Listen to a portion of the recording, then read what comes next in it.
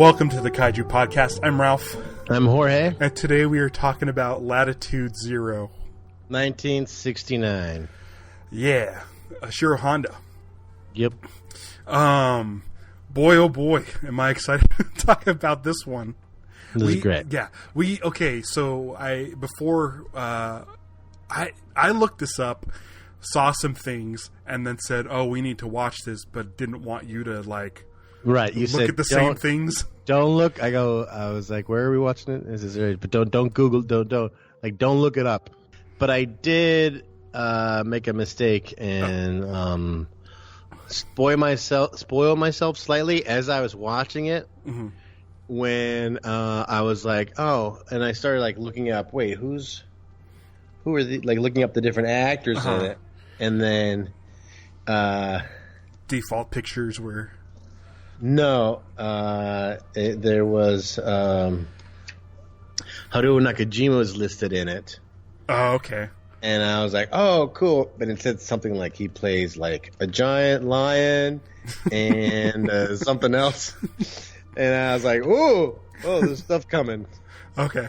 Yeah, because, see, the thing is, usually what happens is we go and we look in Google stuff and then pick the movie based on the stuff we Google. Images. And then you get things like Matanga where the mushroom people don't show up until the last 10 minutes. Oh, yeah, it said Haruo Nakajima plays a flying lion and a giant rat. And I was like, cool. So I was like, I saw the stuff. I saw all of that stuff, including the bats. And then I'm like, okay, I don't know if this is going to show up in the last 5 minutes. So if you don't Google it, you won't be waiting for it. And hopefully the rest of the movie. I've seen the image of the bats before, but I totally forgot about them. And then when they showed up, I was like, "Wow! Oh, wow! This is exactly the reason that Ralph said don't look anything up." Yeah. Luckily, I feel like the movie was pretty entertaining up to that point. I don't know if it was for you, but it's at any point where you're like, "Why am I watching this submarine movie for the Kaiju podcast?" Were you? I mean, you had to expect something, right? Yeah. No, I was like, it's in the sweet spot. It has, it's the era that we like the most. It's Ishiro Honda. I was like, this is gonna be great no matter what. Uh-huh. And it just won me over on the outfits alone. Oh. Also, the stock footage at the beginning, I was like, "Oh yeah, this is great. This feels. This is what, or not. Well, yeah, it's like with the blue screen and the lifting with the helicopter, and they're moving the submersible and all that stuff. Yeah, I was like, man, this looks like those old Walt Disney documentaries. At first, I thought I thought they weren't models. I thought it was just a boat. I totally had me fooled. And then they did some more close-up shots. I'm like, oh wait, it is a model. And then they would cut to the wide again, and you would have the miniature people or the people superimposed in front of stuff. And I was like, oh wow, this is really good effects. I don't know what it is about Ishiro Honda's non-Godzilla movies where they really go out on the go all out on the models, but right off the bat, that boat with the lifting the diving bell, the little submersible, looked really good. And I was like, okay, cool. It's always fun when they open on a rocket ship model or a city model, and it's okay, I don't know. Maybe that's why we like Ishiro Honda so much.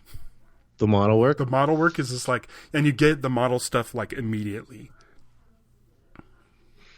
And then each of the three main guys is in their own sweatshirt and shorts combo. Yeah, they have their own primary matching colors. Yeah. So it's a American Japanese co-production. Yeah. But it seems more American than Japanese. It's in English. Even all the Japanese actors spoke English in it. Yeah, and I was excited to see Cesar Romero was in it. Because I'm right in the middle of watching all the old Batmans, and this is the same time he was on Batman. Exactly. Yeah. or just right after. It's like, it's actually I think just after. I think Batman's went to 68, and this is like just the year after. Yeah. Probably just went straight from working on that working on this. Yeah. So and Joseph Cotton too. I mean, these are pretty big names. Yeah. It's weird that like as soon as I posted that we were going to be doing this movie, everyone came out of the woodwork and were saying, "Oh, I've been waiting for you to do this movie since you first started the show, and oh, I'm so excited! I can't wait to hear your take on it." And it's like, I never heard of it. I've never heard of this movie before. I don't know. I don't know how it took us this long, almost 70 episodes to get to it. It isn't.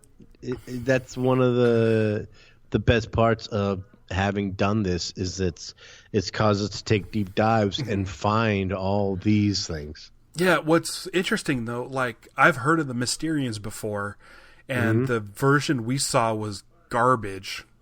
the quality of the footage was just bad, and this one was we found the version. It was a nice widescreen. The colors look a little faded, but it still looked good. It looked clean. It looks great. And it's like how, when was this version put out?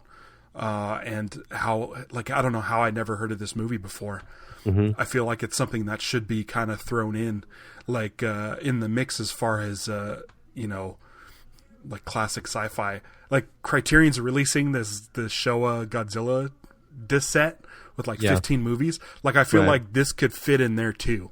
Like I don't know why like this and Matango and Mysterians don't get like that kind of treatment. I mean, hopefully, they do something like that in the future, but this movie is nuts. This is the craziest movie I think we've seen. It's definitely up there because it's like a futuristic submarine sort of like just battle movie. Like it kind of reminds me of like a Star Trek or something. But then at one point in the movie, it turns into a horror movie, like Dr. Frankenstein movie. And I'm like, this is the craziest, weirdest shift in tone in a movie. And I liked all of it. Yeah. I'm with you. It's really hard. It's a really it's definitely falls under the category when you're watching a movie and you're like, oh, this movie's nuts.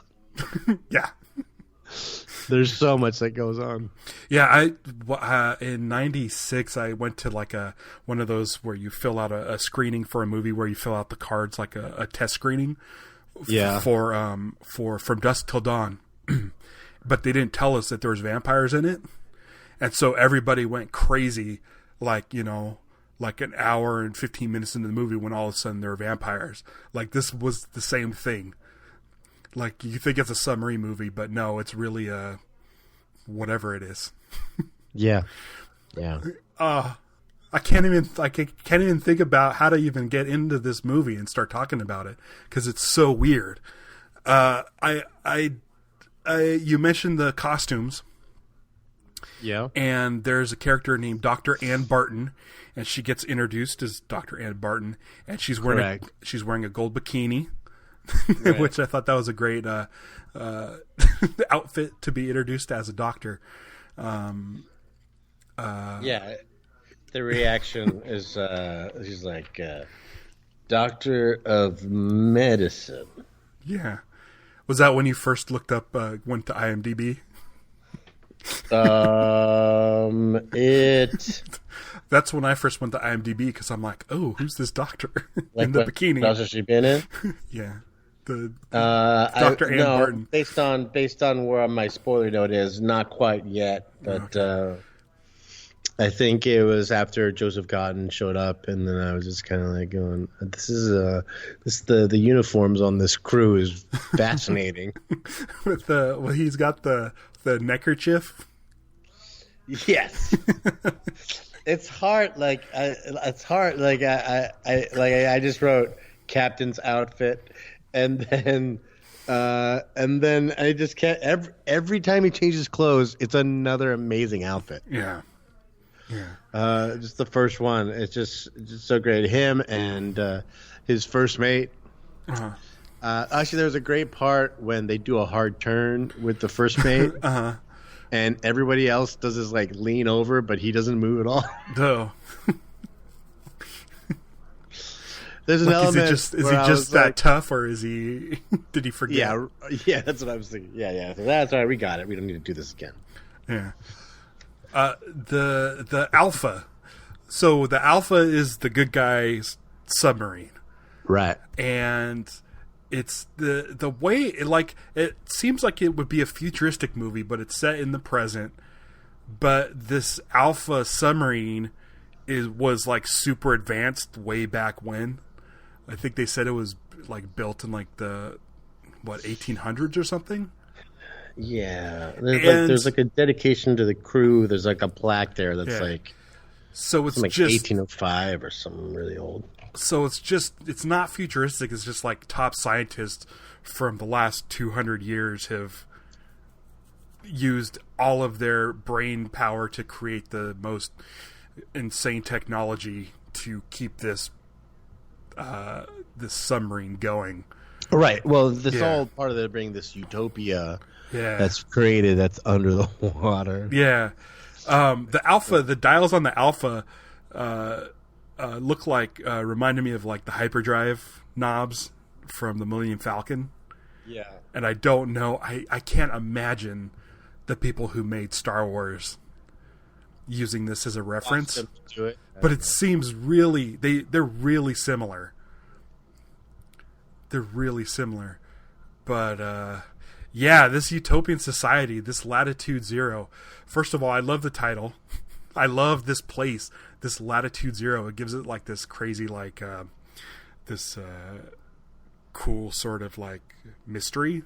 Yeah, like the voice over the beginning where it places us. Latitude Zero just has a great sound to it for sure. Yeah. When I was looking up posters and stuff to kind of post on our Instagram and Facebook, that's just the equator, right? Yeah, yeah. And it seems like Latitude Zero is on land. Like there's an actual Latitude Zero, but it's located on land. But I guess if it's the equator, then it could be anywhere along that latitude. So that really doesn't make sense. Like, where is Latitude Zero? Is it, between Hawaii and California, or is it, over on the other side of the hemisphere? Yes, well, Latitude Zero everywhere, around the whole planet. So it's but they give you the longitude. I forgot what number they use, but they give a specific place. I think everybody who lives there is issued a golden swim trunk. Yeah. The whole premise of like jewels don't mean anything to them. Like diamonds, we have no use for diamonds here. Yeah, other than that we just use them to hold things to like to decorate put our stuff plants. On top of it. It looked like a really nice place to live. Yeah, like as soon as they showed up and they looked went like through a lot of fun.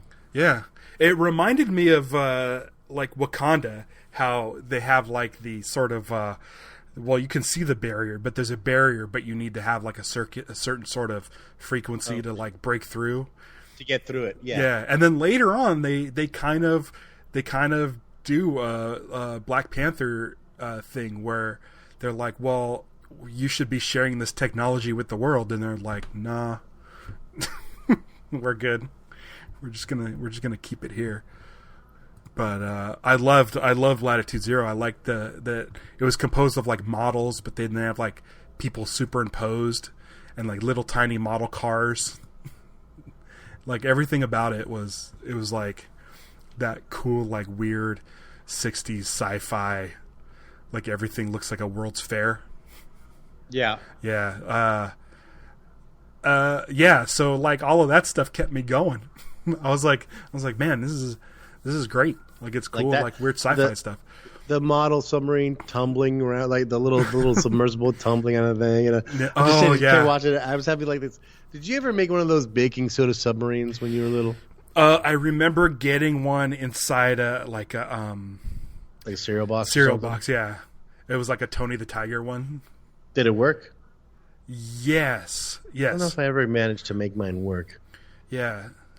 And I think you put the baking soda in. Right. And then you put it in a 2-liter bottle. Right. I think, and you can make it go up and down. Or am I thinking of a different thing? No, that's the thing. Yeah. I got it to work. Because I remember it didn't work great, and it only worked for a little bit. I wonder if they made... Like, that's the thing. Like, if Latitude Zero came out today, they would have toys. Like Happy Meal toys or something. And I would love an alpha baking soda submarine. Yeah, that'd be great. Now, I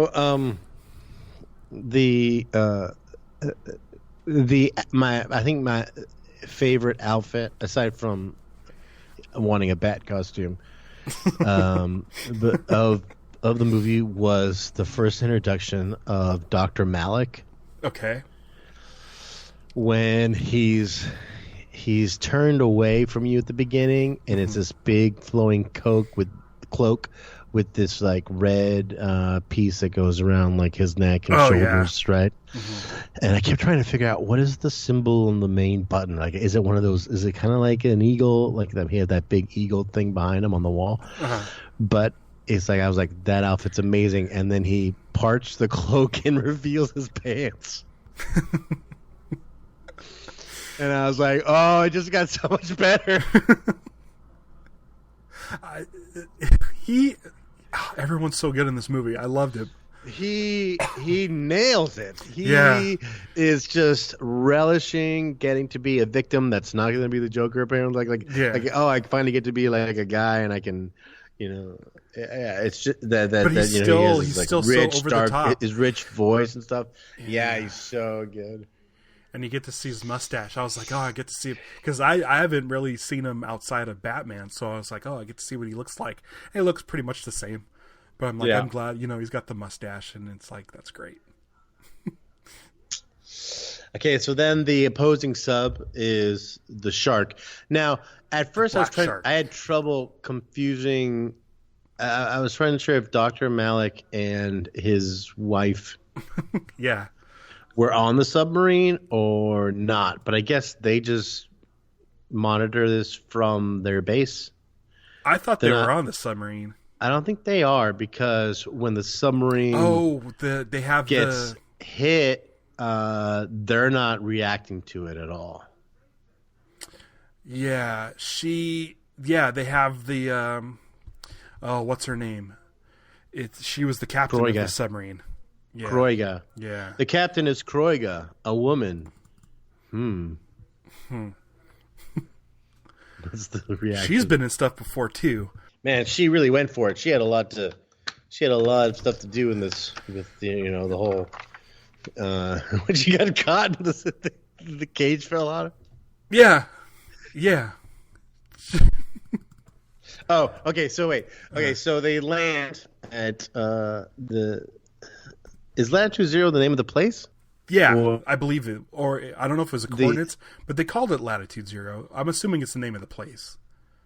And then when the captain gets off the Alpha with the men, and he just has his jacket draped over his shoulders. Yeah. So good. It was so It's like he's like the coolest guy in Latitude Zero. Yeah, there was definitely this is how I walk around. Yeah, he thought he was James Bond, like James Bond of the seas. Is that Mackenzie? Is that his name? Oh, the captain? Yeah, I think you're right. Both of them are so great in this movie.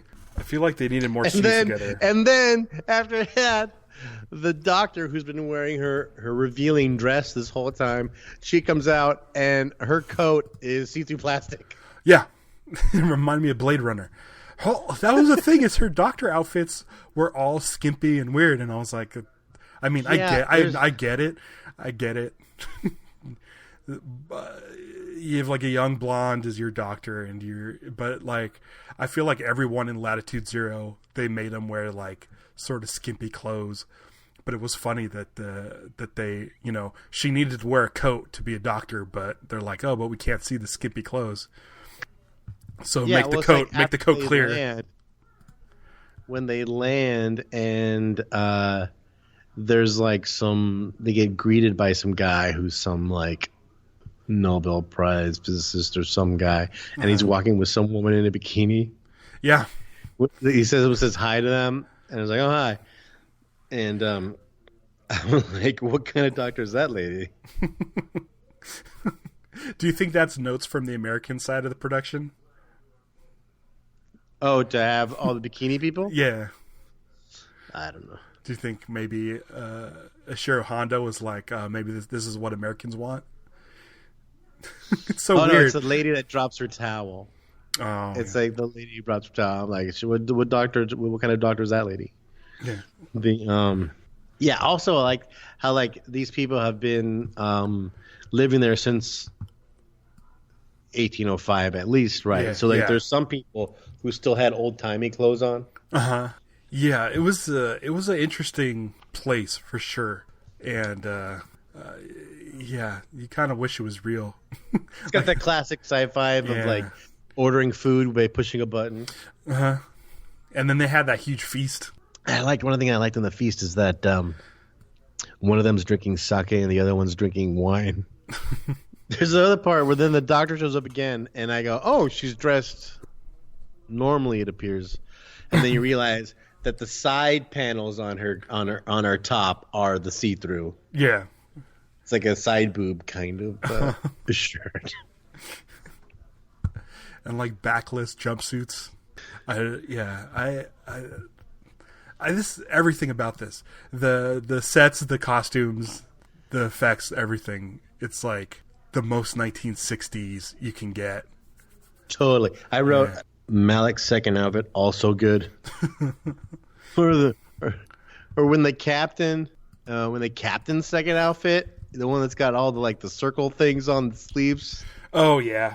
Still with the scarf. I mean, it's just the fashion's amazing. Now, all this is just stuff like, it's very fun and aesthetic, and everyone's kind of great in it. And we have no idea that it's building up to then. Yeah, I knew. Cage creatures. Yeah.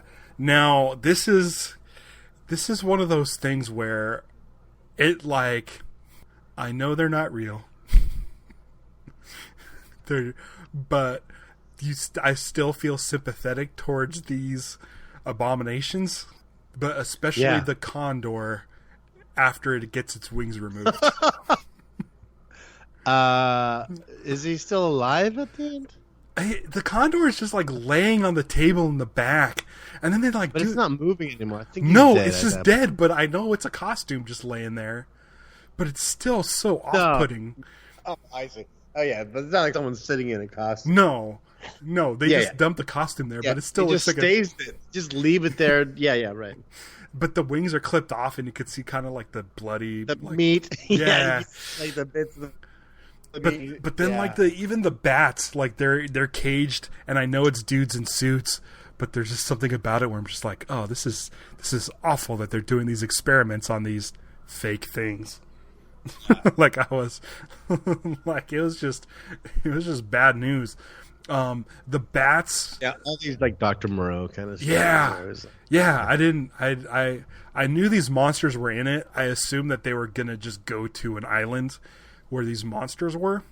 Actually, that they exist naturally, that they weren't. Yeah, they would go to Infant Island or something.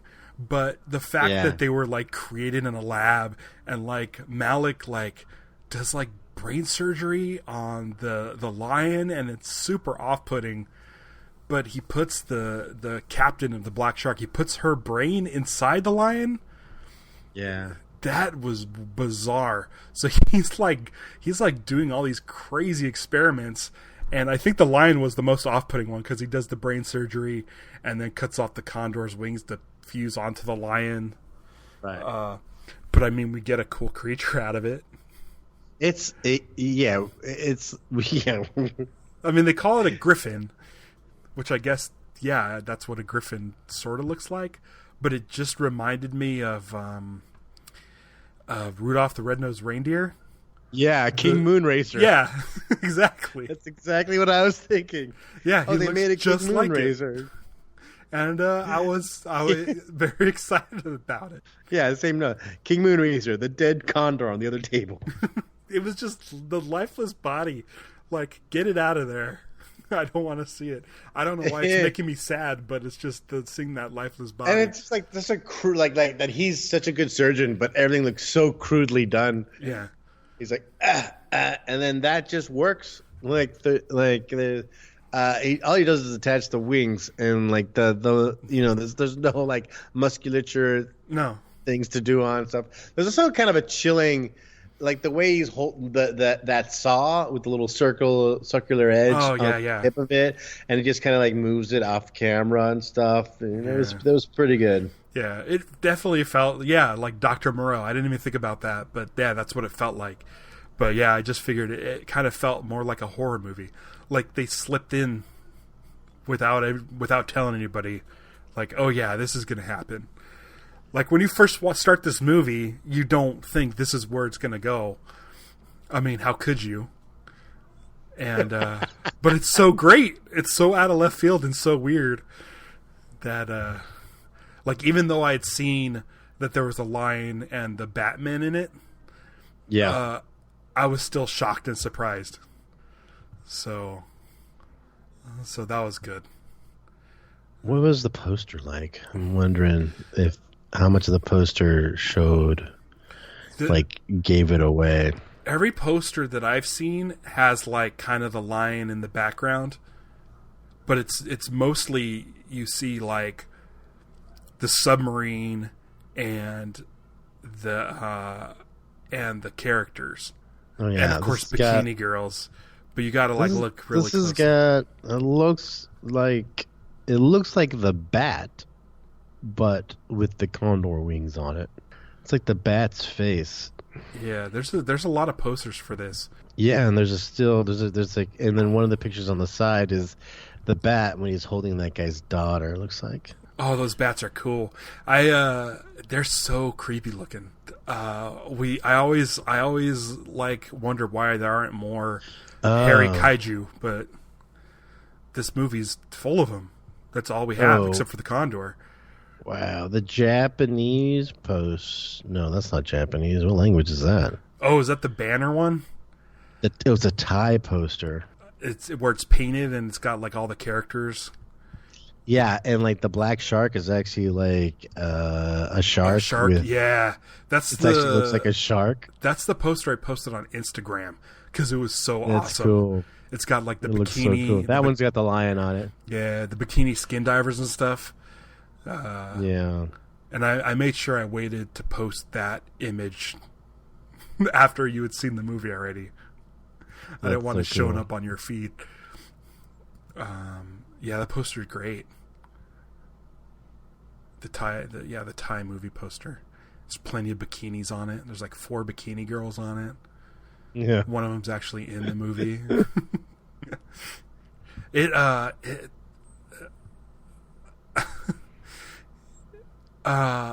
one's good. Which one's this one? There's a poster of. There's one poster that does not give away the monsters.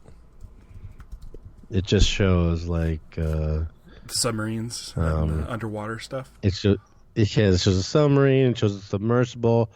It shows the men in like diving suits, and the doctor, in her go-go dancer outfit. Yeah, I think I'm looking at that. And that's kind of it. It's Panique in the Deep Z.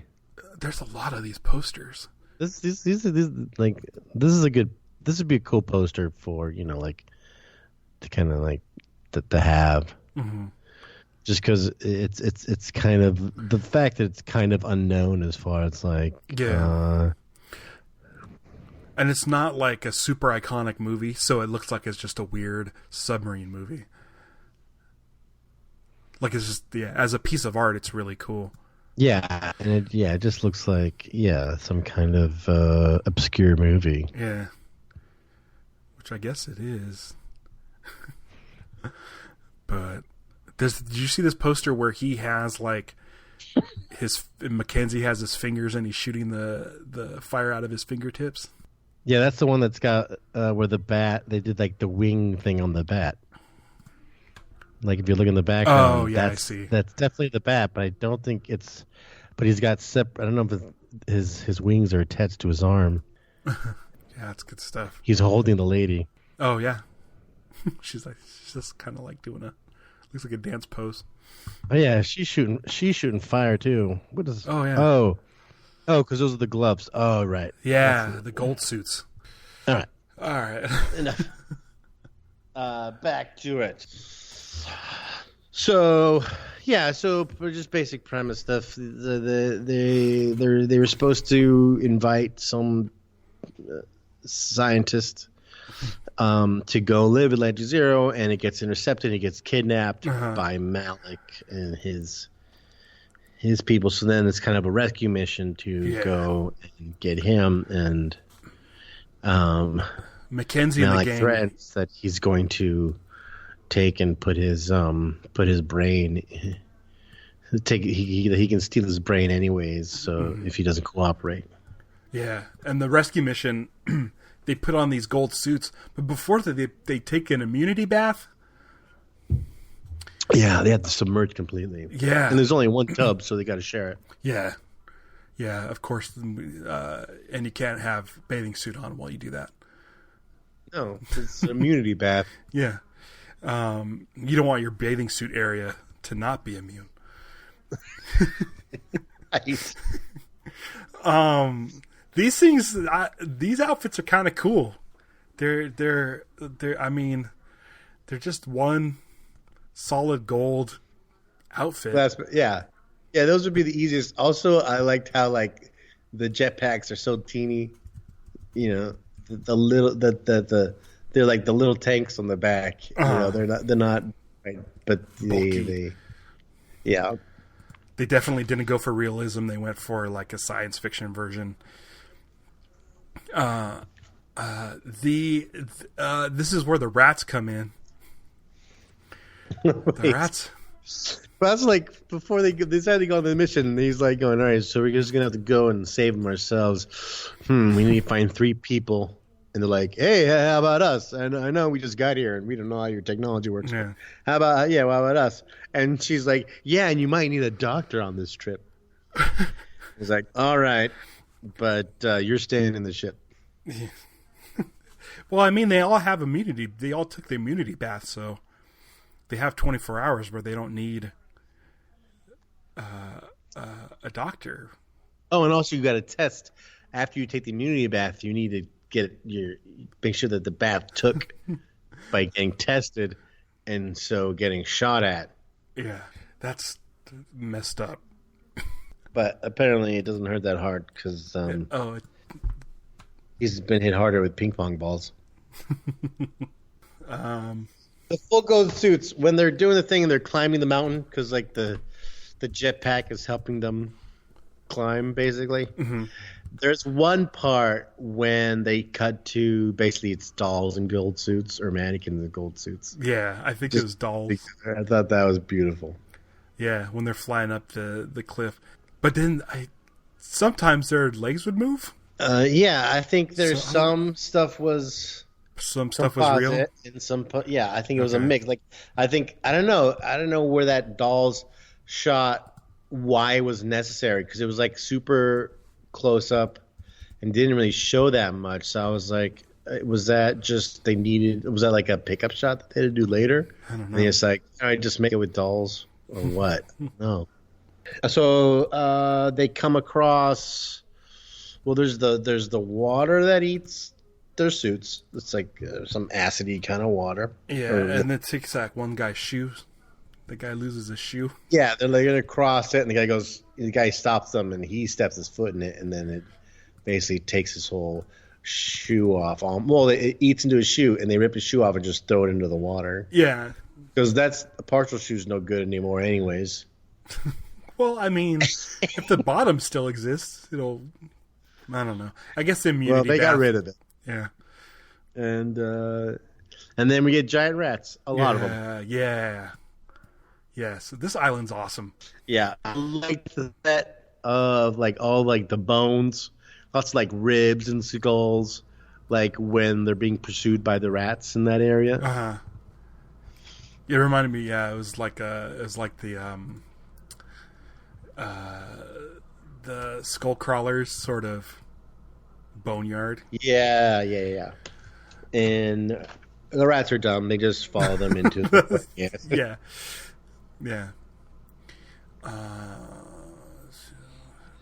She's a fool as a woman and a fool as a griffin. That must be a quote.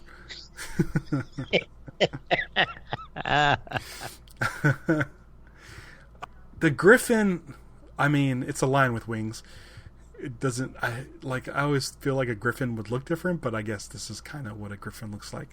I loved it. I loved that it was more of a flying kaiju than anything. Like we get the majority of it is it's like a rigid sort of puppet flying around, but it's cool. I really like it. I don't know if you did a toy, if you looked for toys. I saw a couple. Normally, a griffin is usually like an eagle's head, almost like the front half of an eagle, right? And a lion's body, right? Right. But isn't there a thing where it's a lion's head with wings? Well, there's the chimera. Yeah, that's it. I think you're right. Chimera is a snake's tail, and it's got the head of a goat and the head of a lion. And I don't think there's wings on it. Well, some of them do, I guess.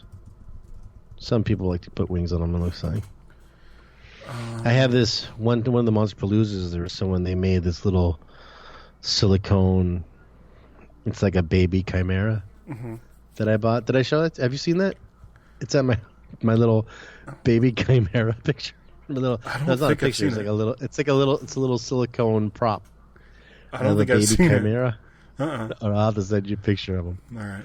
He's really cute. Like this little skinless like baby. Okay. But yeah, you can maybe it'll make the collage. The is the chimera one too many things? I feel like it's one too many things. Yeah. Well, a goat seems and a lion like head? it. Yeah. Yeah, because the goat and the lion head is awkward. You could see because like they're not side by side usually. It's like a lot of times you see like the goat's like kind of like growing out of his back. It's like a piggyback coming off of him. It's weird. But I don't know. There's someone fights him. It's a classic mythology creature. Based on snakes, lions, and goats. Did you kind of like put together like did you make the connection when you're sitting there going, as the Joker, he was fighting Batman this whole time, and then he gets this movie that's full of Batman. No, it didn't even cross my mind. It's pretty funny. He's like, that's it. I'm going to make my own Batmans. No, I didn't even put those together. Probably because the Bat people look so messed up. Like they look so disturbing. Yeah, he's got like the insanity of like a mad doctor. Yeah, but the costumes reminded me of that bear man in The Shining.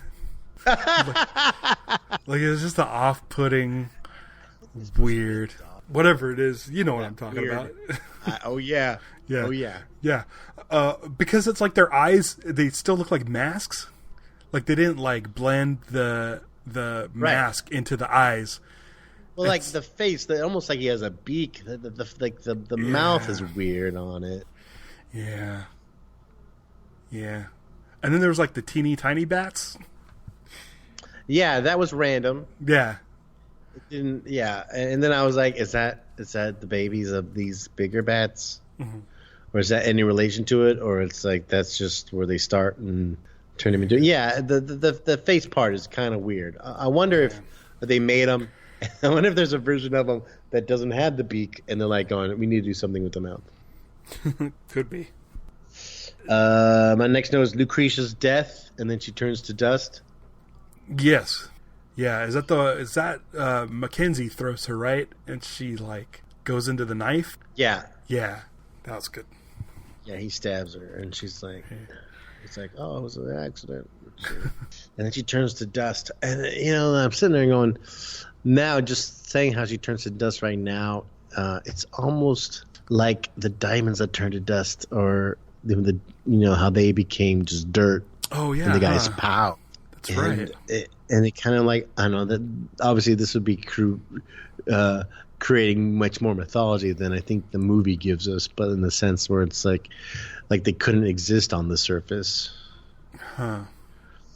And that would make Malik kind of like he's part of the same group. Like he's part of Latitude Zero, the people of Latitude Zero. Like he doesn't have his own anti-utopia, really. Yeah. He has is like a base and henchman. Yeah, it almost feels like he was maybe kicked out.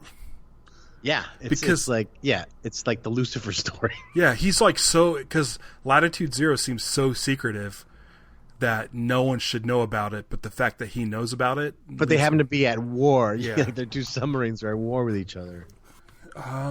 Sparkle There's Rocks. a moment. There's a what? I just said Sparkle Rocks. I think it's the ones that fall from the cliff or something. Mm-hmm. Yeah, I don't know. It's a note I just read. It's been a little bit since I watched the movie. Yeah, I don't know what that means. There's a part later when they get back on the Alpha, and Kobo can't push the lever, mm-hmm. and then the captain does, and like.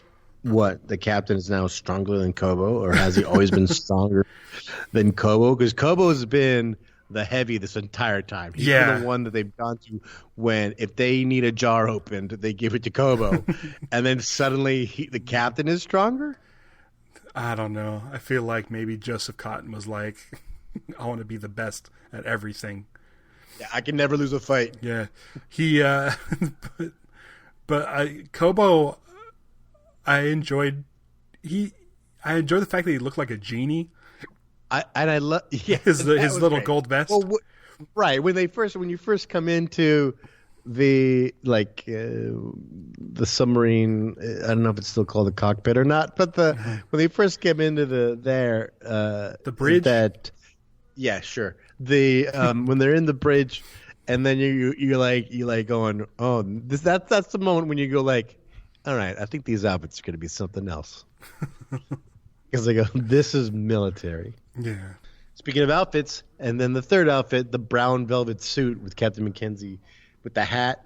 I wish, I don't know how it works, but I feel like I hear stories of actors, wanting to keep their costumes and stuff. Do you feel like Joseph Cotton was like, I need to keep all these outfits? Because I would want them all. This is I don't know. It's tricky. It's like I don't know, because Joseph Cotton is from an older generation. I wondered what his attitude was in making this movie or not, or maybe he was just just into enjoying the swinging 60s. Mm-hmm. And just kind of getting into it. Yeah. I mean, he wore the costumes. He kind of moved the way they draped. He definitely seemed, or maybe that's who he is. Maybe it's like he, in the other movies he had to be all stuffy and stuff, and now he could finally let loose, be the Joseph Cotton that he was born to be. It is. I don't know. I think he would want to keep him. He felt really comfortable in that stuff. Yeah. Okay, so wait. What's the name of the American? Oh, man. Who goes back? The guy with the diamonds? Yeah. I don't remember. Okay, so anyways, so he goes back, and there's that kind of Wizard of Oz moment where he gets rescued. And he's trying to explain where he's been and what's been going on. Mm-hmm. And then he's like, oh, I'll prove it. And then it's the dirt diamonds and all that stuff is happening. Perry. And then, okay, Perry. And then, so then in come, the people who look like, this is the part that makes you go like, was it a dream? Yeah, it was like a conspiracy. I'm like, is this a twist? What's happening? Yeah, you keep waiting for him to like wink and be like, or turn to the camera, like, and, to be like, don't just be cool, just be cool. Yeah. And they're like, and so the whole part of this utopian society and the whole premise is like that the rest of the world isn't ready yet for it. Yeah, and they show you that with a depressing montage. I know, and I was like, "What's with the slideshow?" And then, because like all of a sudden, and then it's just a slideshow of images of just the worst of humanity during that period of time, as far as leading up to it. Yeah, it's like a heavy-handed message. I get it, but the slideshow was really off-putting. Like, we made it this far, and now you're gonna make me feel weird. Like right at the end. Right. And so then I had this thing when that moment when they kind of like they put him in sickbay, and they say, "Take care of him, corpsman." And those two men take him away, and I was like, "Oh, I really want those two men to be the guys who were in the bad suits." Oh, because I thought it'd be perfect just to like slip them into that. Okay, yeah, that'd be cool. Yeah, I couldn't figure out the ending. Yeah, I feel like it was just part of the cover up for Latitude Zero, and it was just Mackenzie. But it's tough to say. I didn't even think to look up to see. Yeah, people are saying that they think it was a dream. The whole thing? Yeah, but and other people are just saying that it was. They were trying to make Perry seem like he didn't know what he was talking about, so that they wouldn't trace him back to Latitude Zero. Like, I feel like it was a cover up. I feel like Mackenzie could have showed up or whatever, and just discredit him. I thought it was going to be like a thing like that. Like I think it could have been. I mean, this type of thing has existed before. This like it's like this is a really great place, but you can't tell people about this. Yeah. And if he like stole the diamonds anyways, like if he tried to do it secretly and then they turned into sand, that would have been good. But he's like, yeah, go ahead, take them. We don't really need them because we only use them to like stick plants into. So it's interesting that he was so cavalier, so generous about it. And then, like because you would assume he would have known. Mm-hmm. Huh. Yeah. It's interesting. But, yeah. I guess it's left up to the viewer. Yeah, I think it's I think just to I don't like the fact that it was all a dream. No, I don't imagine it being all a dream. Yeah. And I like that it's so if it's all a dream, what are you saying? You're saying that I have no idea. The submarine really did, like the little submersible really got destroyed. The other two men died, and he's the one who survived, and in his unconsciousness had this dream, this fantasy dream. I guess, but the fact that he's not in every scene and doesn't explain why we see other stuff happening. And the other thing he doesn't explain is how did the dirt get into that bag? Yeah. Yeah, it's definitely, I feel like it's a cover-up so that he doesn't go blabbing. And maybe Mackenzie knew ahead of time, like, yeah, sure, take these diamonds. They're just going to turn into dust anyway. This movie's great. I was like, we kind of left off the bit about how Gorka's got a big crush on Malik. Oh, yeah. And I think, and then the what's her name Felucia to what's his wife's name? Malik's wife was very jealous. Lucretia?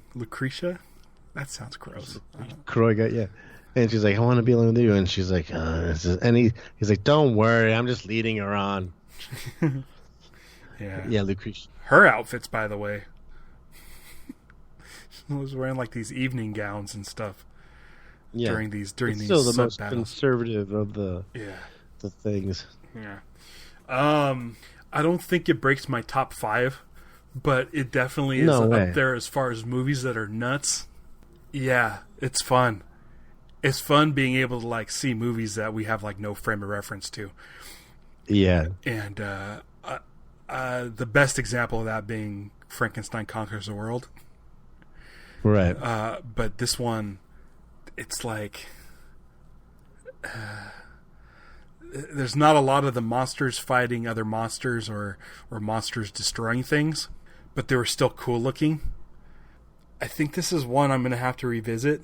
I don't know if I would like around like Halloween time or something. It's one of those movies like Matango where I feel like it would just be like a weird kind of fun, bizarre movie to put on, you know, when I'm in the mood for it. Especially the second half. I just like the thought of the fun, like, assignments of basically being like, okay, we need you to make 2 condors. Yeah. One has to be a working puppet, and the other one is, like, just the body with, like, the wings have been cut off. And then you're also making some wings. It's great. It's also just, like, the amount of, like, it's just goofy, like the models, the casting of like the pretty models in their utopian society. Yeah. And my favorite was the woman who is not really much of an actress, but she's the one who tells the captain, we're getting a signal in sector 8724, whatever. Well, or we're getting a signal. We'll get the location in a moment. It's just like she's just there to be a pretty face, and she has to give this line. It's funny.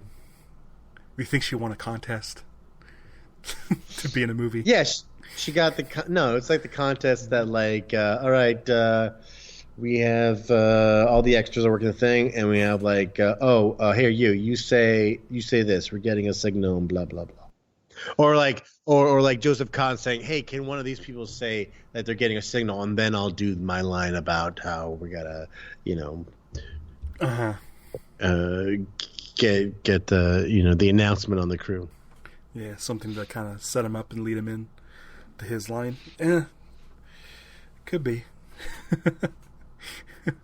Yeah. Any other thoughts? I don't think it's a top 5, but it's one not of those. Top 5. I can't see how it would have made a top 5. But it's definitely memorable. Yeah. I think. Totally memorable. Yeah. It's this. See these are the kind of movies I go like. This is a movie I'll come back to again, and this is a movie that I'll also want to introduce to people. Yeah. Yeah, because I'll be like, here's one. Yeah. Hey, you want to see something different? Check this out. Because it's like 2 weird movies mashed together, and I liked both of them. The weird Dr. Frankenstein movie being like a futuristic submarine war movie. Futuristic submarine fight. Yeah. Oh no, we forgot how it flew. Oh yeah. That he's just going, if we try, it's like a new experiment. If we try this, that's the Cesar Romero and the whole bit of like he has his like basically where does he get such wonderful toys? That'd be great. He's always impressed by the new modifications and it's like everything that he does to one up the alpha has already kind of like is already way ahead of him. Yeah, he's impressed with Mackenzie, and it infuriates him. Yeah, but he respects that it. Kind of that. Yeah, exactly. That honor. Cool, good stuff. It's another Ishiro Honda marked off the list, which is awesome but sad because we're dwindling. We're you know, it's great to discover these, but it's sad that we're getting closer to running out. But yeah, I enjoyed it. It was fun. You ready to talk about next episode? Hang on, did you know that this was based on a radio serial? What? I'm gonna have to listen to that. It kind of makes sense. Like, yeah, the Frankenstein monster, the Dr. Moreau stuff was like way later in this serial when they were like running out of ideas. Oh man, if it's available, I'm gonna track it down and listen to it while at work or something. Yeah, that sounds great. It was called Latitude Zero. Yeah, I think I found episode 1. Sweet. All right, I'm definitely gonna listen to that then. That sounds great. But yeah, it's called Latitude Zero, and cool. When was the from 1941? Oh, sweet. Okay, cool. Yeah, I'm in. I'm definitely gonna check that out.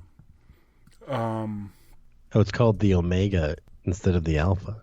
Yeah, I like the idea of like being this certainly creates an idea of like you could be a fan of something as a kid, and then dream it up as a movie later. Yeah, because it's like 20 years. Yeah, almost. So yeah, this might have been a big deal.